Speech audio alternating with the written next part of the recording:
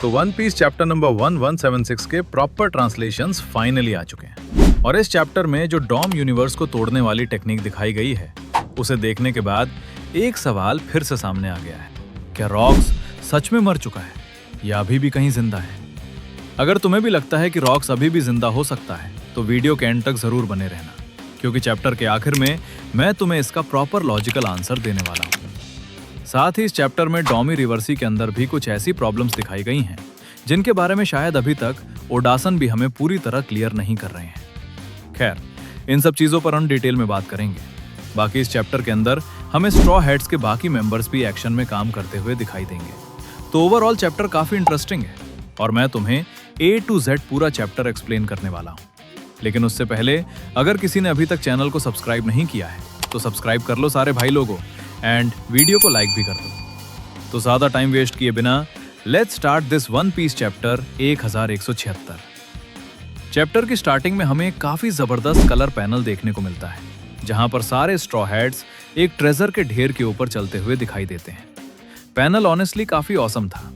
इसके बाद अब हम मेन चैप्टर की तरफ बढ़ते हैं जहां पर चैप्टर 1176 का टाइटल है इट्स माई प्राइड। और ये टाइटल यूं ही नहीं रखा गया है, क्योंकि जो लोग प्राइड को सबसे ज्यादा फॉलो करते हैं यानी एल्बाफ के वॉरियर्स, वो अब अपने एल्बाफ के लिए अपनी जान तक देने के लिए तैयार हैं। चैप्टर के अंदर आगे जाकर तुम्हें क्लियरली समझ में आ जाएगा कि ये टाइटल क्यों रखा गया है। अब चैप्टर की एक्चुअल स्टोरी वहीं से स्टार्ट होती है जहां पिछले चैप्टर का एंड हुआ था, यानी कि लोकी ने अभी अभी एक जबरदस्त अटैक किया था जो लिटरली परमाणु बम जैसा लग रहा था। और चैप्टर की शुरुआत उसी सीन से होती है। यहाँ पर फ्रैंकी भी उस अटैक को देखकर शॉक्ड है।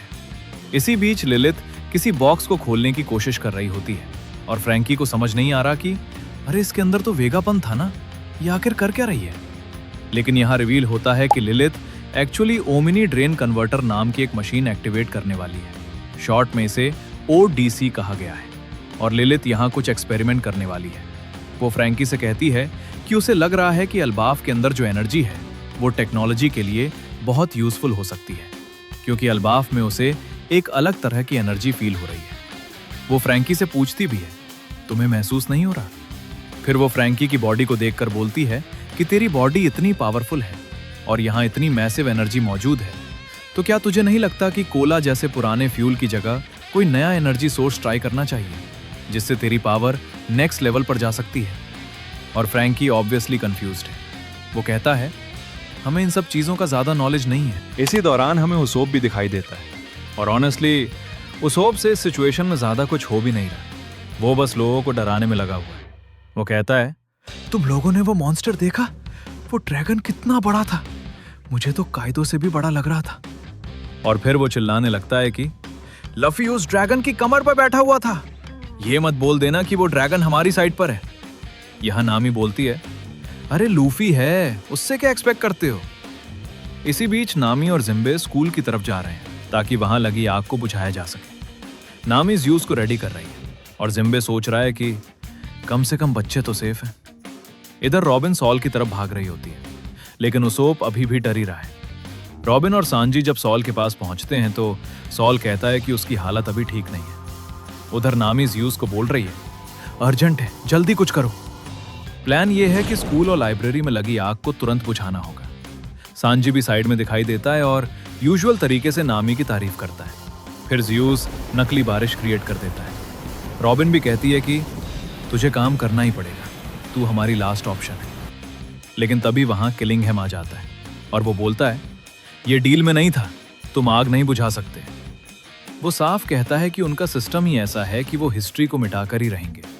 और अगले ही मोमेंट में एक ड्रीम टाइप मॉन्स्टर ज़्यूस को ही निगल जाता है और उसी के साथ बारिश रुक जाती है। सॉल उस मॉन्स्टर को देखकर समझ जाता है कि ये वही मॉन्स्टर है जिसे बच्चे ड्राइंग्स में बना रहे थे। नामी शॉक्ड है।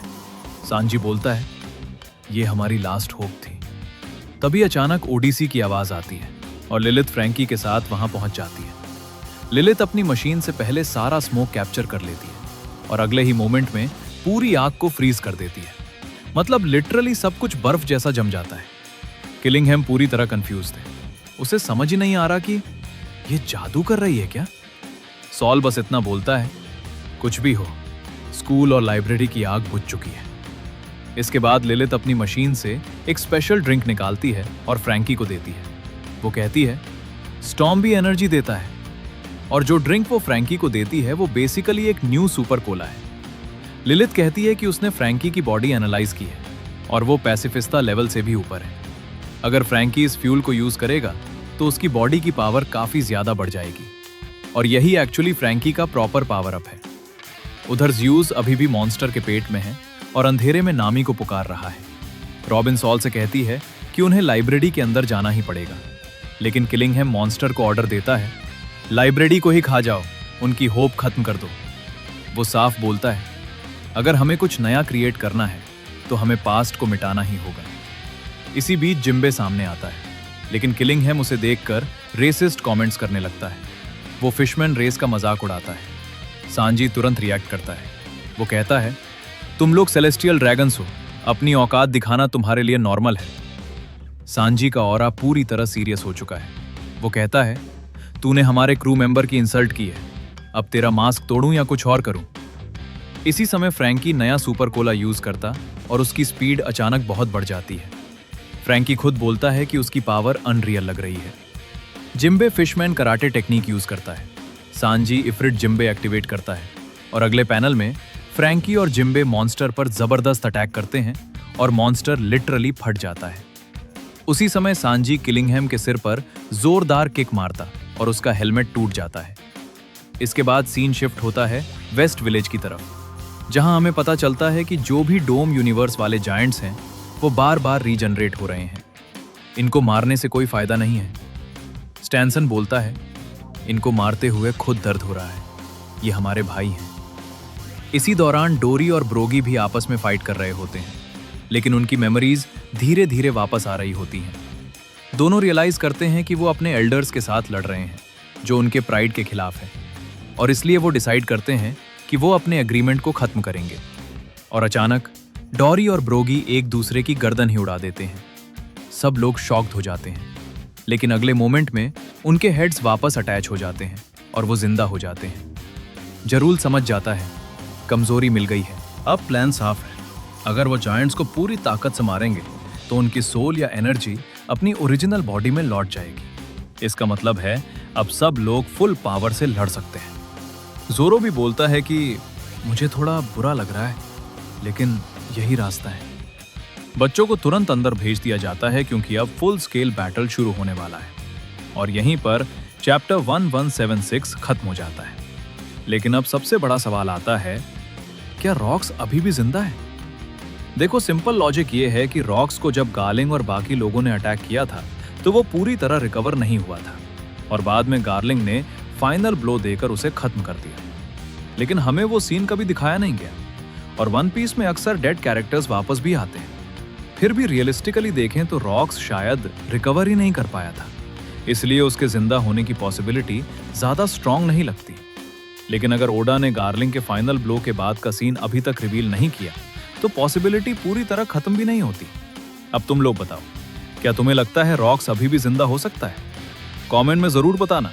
अगर वीडियो पसंद आई हो तो लाइक कर देना, और चैनल पर नए हो तो do subscribe my channel. I will see you guys in next video.